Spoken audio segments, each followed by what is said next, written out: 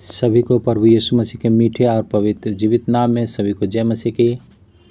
आज हम चलते हैं बाइबल ऑडियो वचन पार्ट 10 में, यानी कि पार्ट 10वां भाग में। हालेलुया।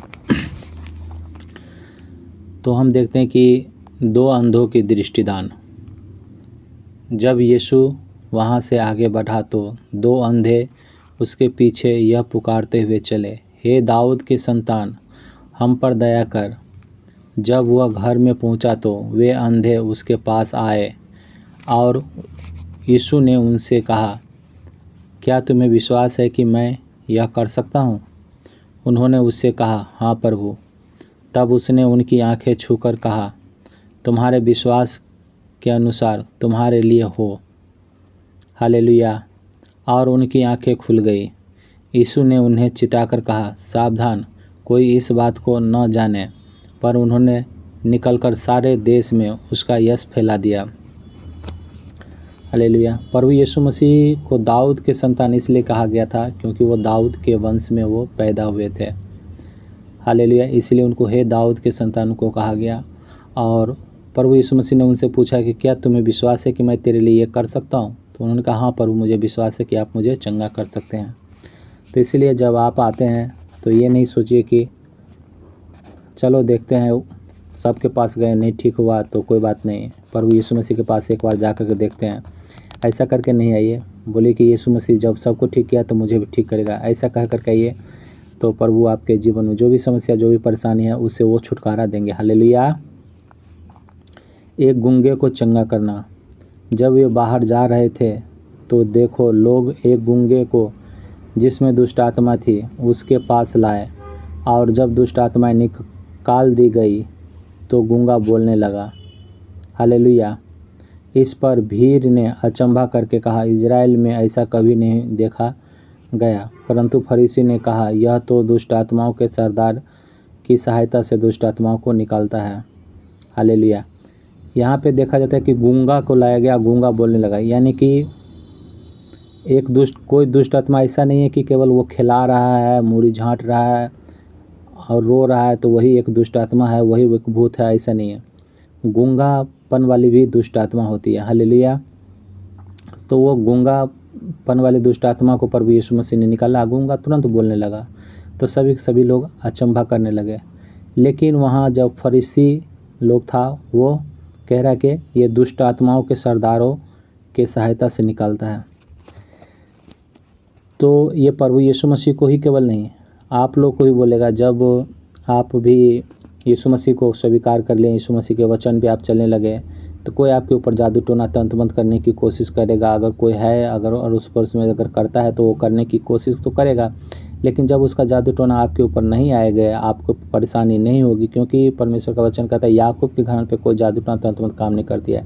तो जब आप यीशु मसीह को विश्वास से थाम लिए हैं तो आपके ऊपर जादू टोना तंत्र मंत्र काम नहीं करेगा। तो लोग कहेगा क्या, ये डायन हो गया है, ये भूत प्रेत को पूजने के लिए गया है, ऐसा आपको भी उल्टा पुल्टा सुनना पड़ेगा। लेकिन आप लोग घबराइएगा नहीं, प्रभु यीशु मसीह में अरे और खड़े रहिएगा। सब के सब कुचाल चलने वाले खुद ही लज्जित होंगे। हालेलुया। बल्कि उनसे लड़ना नहीं है, बल्कि उनके लिए प्रार्थना करना है, प्रभु उसे ज़रूर चेंज करेंगे। हालेलुया। आगे देखते हैं कि मजदूर थोड़े हैं। यीशु सब नगरों और गांवों में फिरता हुआ और उनके आराधनालयों में उपदेश करता और राज्य का सुसमाचार प्रचार करता और हर प्रकार की बीमारी और दुर्बलताओं को दूर करता रहा। जब उसने भीड़ को देखा तो उसको लोगों पर तरस आया, क्योंकि वे उन भेड़ों के समान जिनका कोई रखवाला न हो, व्याकुल और भटके हुए से थे। तब उसने अपने चेलों से कहा, पके खेत तो बहुत हैं पर मजदूर थोड़े हैं, इसलिए खेत के स्वामी से विनती करो कि वह अपने खेत काटने के लिए मजदूर को भेज दे। यहाँ पे प्रभु यीशु मसीह जब बहुत सारे बीमार लोग को चंगा कर दिए थे और देखे कि और भी बहुत सारे बीमार लोग को लेकर के प्रभु यीशु मसीह के पास आ रहे हैं, तो प्रभु यीशु मसीह कहते हैं कि प्रार्थना करो पिता से। किससे? पिता परमेश्वर से प्रार्थना करो कि वो स्वामी अपने खेत काटने के लिए मजदूर को भेजे। मजदूर के मतलब क्या है? मजदूर का मतलब है कि पास्टर, परमेश्वर का दास जो परमेश्वर के राज का सुसमाचार सुनाता है और परमेश्वर की ओर फेरता है उसको, और हर एक बीमारी समस्याओं के लिए प्रार्थना करता है, वो समस्याओं से आज़ाद होता है, तो उस मजदूर का मतलब वो परमेश्वर का दास जो परमेश्वर की ओर से है उसको खड़ा करने के लिए, उसको भेजने के लिए कह रहे हैं।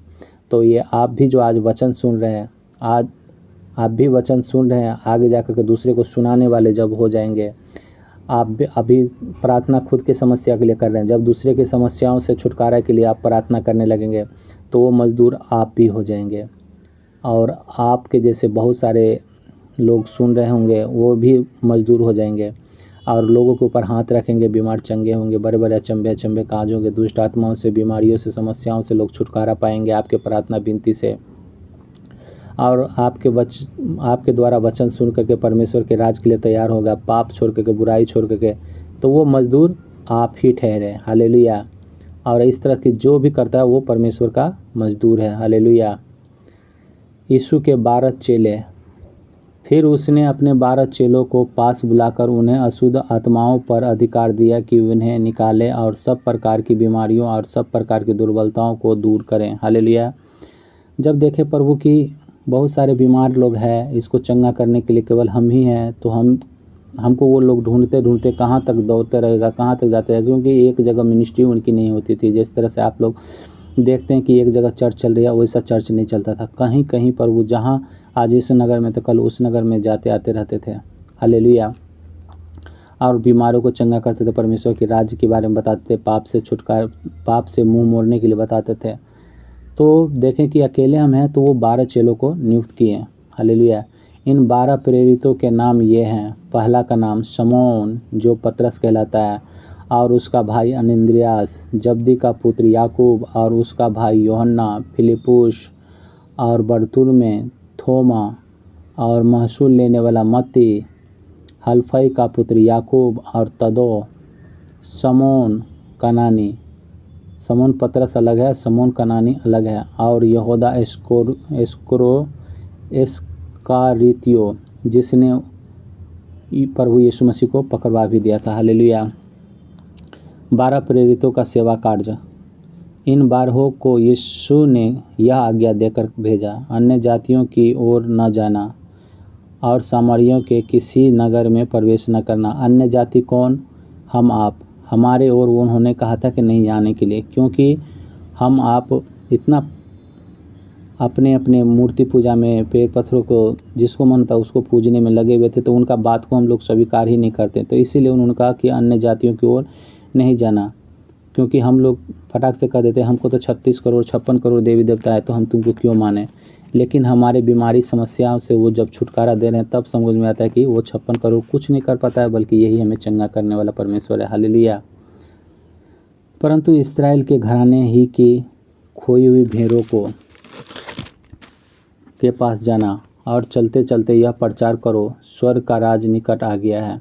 उन्होंने कहा इजराइल के घराने के लिए, इजराइल के घराने के पास ही जाना और उसी को सुसमाचार सुनाना। जो प्रभु यीशु मसीह को छोड़ दिया, परमेश्वर को प्रेम को छोड़ दिया, उसी को केवल सुसमाचार सुनाना। हालेलुया। बीमारों को चंगा करो, मरे हुओं को जिलाओ, कोढ़ियों को शुद्ध करो, दुष्ट आत्माओं को निकालो। तुमने सेंत में पाया है, सेंत में दो। उन्होंने कहा कि बीमारों को अब तुम चंगा करो, अशुद्ध आत्माओं को निकालो और कोढ़ियों को चंगा करो। तुमने फ्री में पाया है, मैंने तुम्हें फ्री में दिया है, तो तू फ्री में ही सबको चंगा करो, ये नहीं किसी से पैसा लेना है। हालेलुया।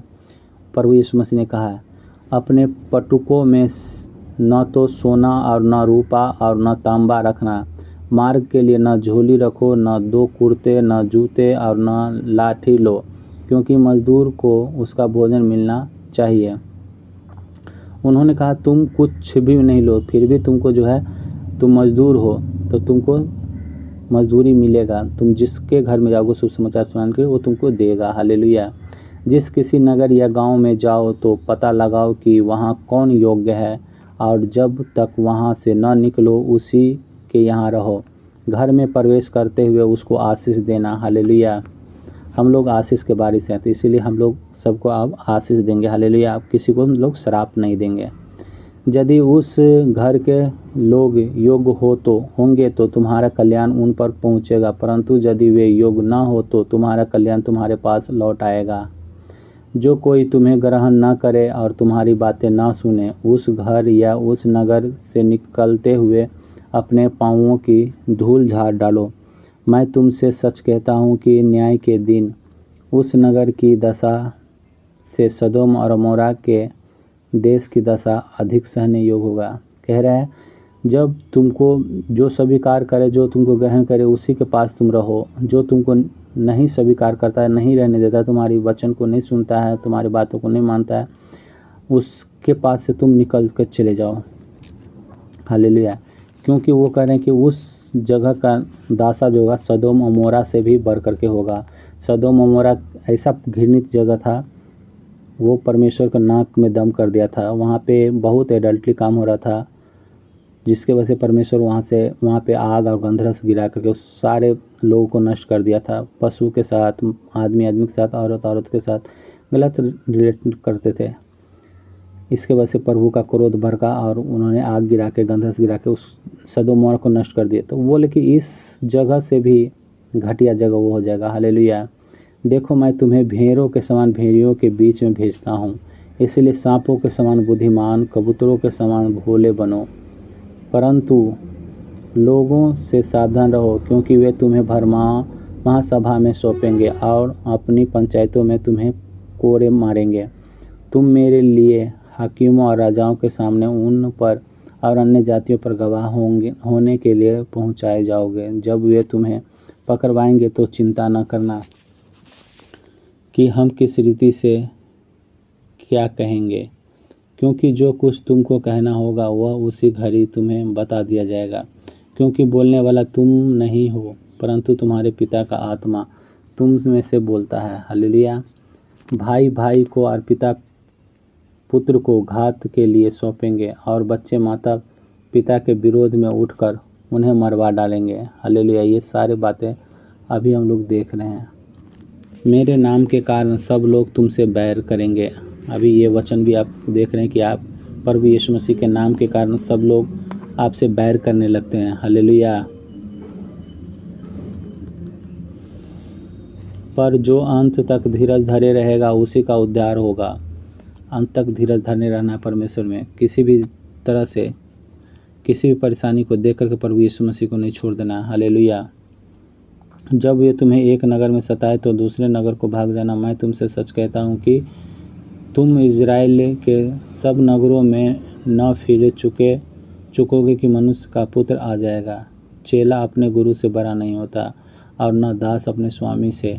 चेले का गुरु के और दास का स्वामी के बराबर होना ही बहुत है। जब उन्होंने घर के स्वामी को शैतान कहा तो उसके घर वालों को क्या कुछ न कहेंगे। हालेलुया।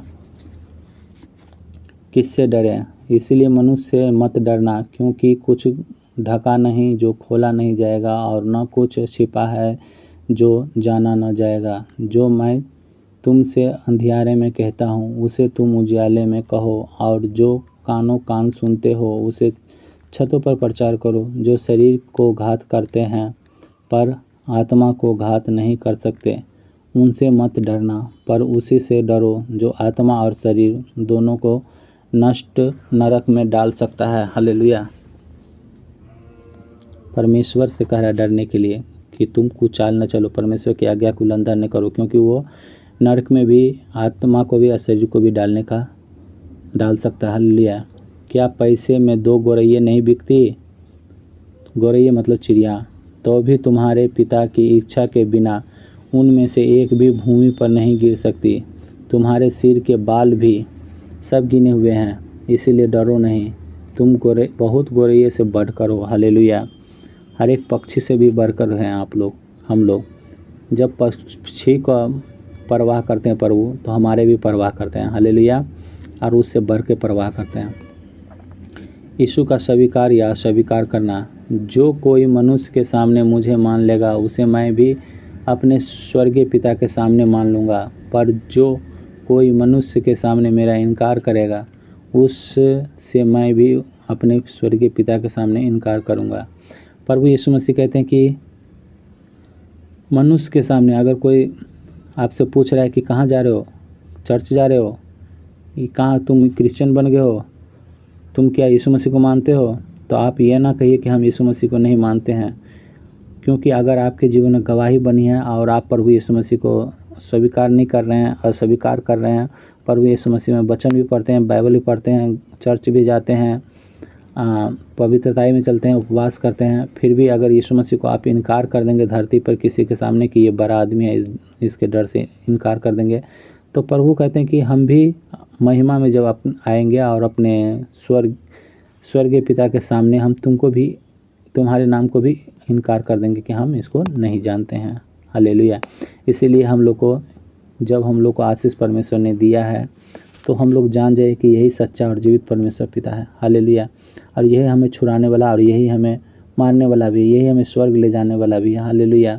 तो प्रभु को महिमा दीजिए और प्रभु का नाम को ऊंचा करिए, कभी भी नाम को नीचा नहीं करना। जिस तरह से पतरस ने प्रभु का नाम को नीचा कर दिया था, प्रभु को कह दिया था कि मैं इसको नहीं जानता हूँ, जबकि प्रभु ने उससे कहा था, प्रभु उससे प्रेम अधिक करते थे और उनको पहले ही कह देते कि तू मेरे नाम को इनकार करेगा, लेकिन उन्होंने कहा नहीं, मैं नहीं इनकार करूँगा, फिर भी उन्होंने इनकार कर दिया था। हालेलुया।